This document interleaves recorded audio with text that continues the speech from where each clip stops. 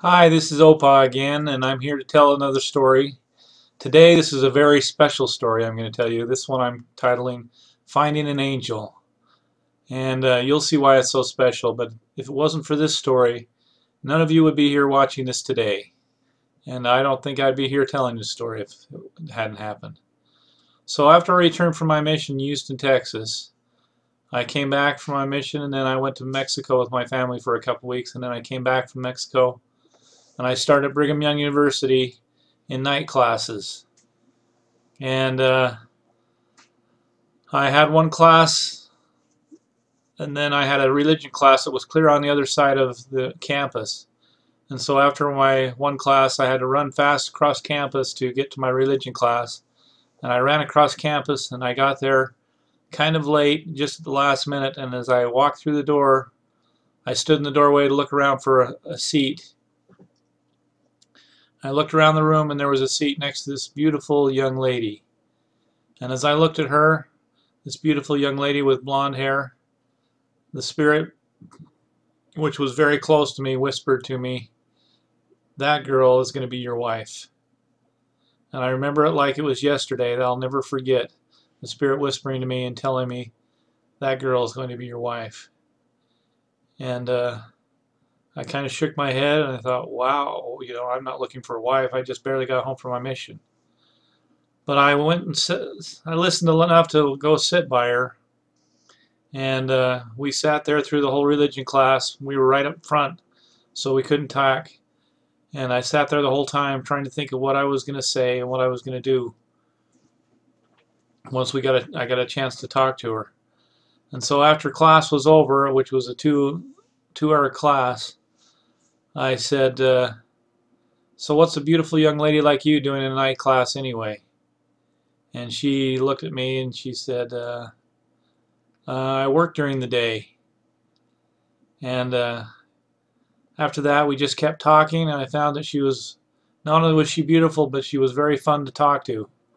We had a good conversation. We talked as we got our books ready. We talked as we walked down the stairs, and then when we got to the doorway, we walked out the door together, and then we came to the sidewalk. The sidewalk did a Y. One sidewalk went to the right, one to the left. My car was to the right, so I noticed she started going to the left, and I started going to the right, and we kind of hesitated for a minute, and then we left. And I thought, oh my goodness, I can't believe I let her go. I didn't even know her name. I didn't know where she lived. I didn't have her phone number, anything. So I ran fast to my car, and I got in my car, and I drove around to the bottom side of campus where I saw her heading, because I didn't know where she was going, but I saw where she was headed. And I couldn't see her. I couldn't find her anywhere. So I drove around campus 2 more times and couldn't find her anywhere. So I had to wait 2 weeks. That class was only once every 2 weeks, or was it once a week? It was once a week, so I had to wait a whole week before I saw her again. And so the next week I went to that night class. I ran in there and I was all excited.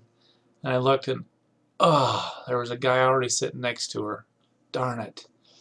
So I went and sat in the back of the class. And as we were going through class, this was a 2-hour class, and I'd been in an hour and a half class before that, and I had to go to the bathroom really bad. And I'm sitting there struggling through class, and so when class was over, I kind of waited in the back for this beautiful girl to finish talking to this guy, and then she went up and talked to the teacher, and I'm like, oh my gosh. So I went out, I waited for her, and I waited for her. She didn't come out, and I finally said, I just got to go to the bathroom. So I ran and went to the bathroom and came back out really quick. I went and looked in the classroom. She was gone. I ran downstairs. I ran down the sidewalk where she'd headed the other day. Gone. I couldn't find her anywhere. I was so disappointed. I had to wait another week before I saw her again. So I waited another week, and this time I ran across campus after class. I got up there, and there was a seat right next to her again.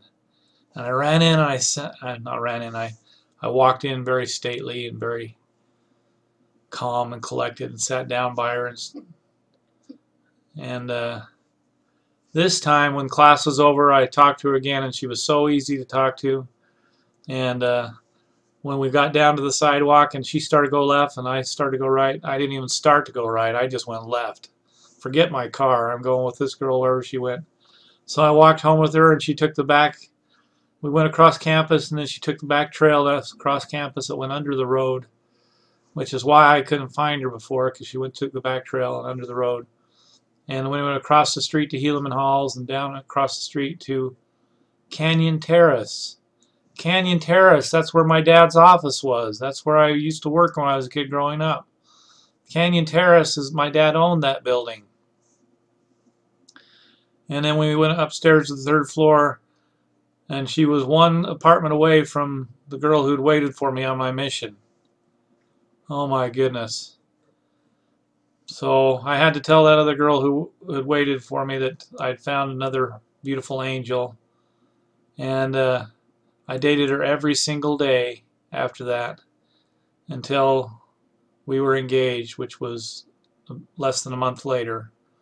And then 6 months later, in July 11th, 1981, I think.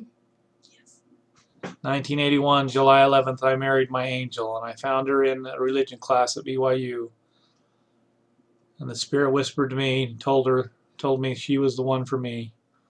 And I listened.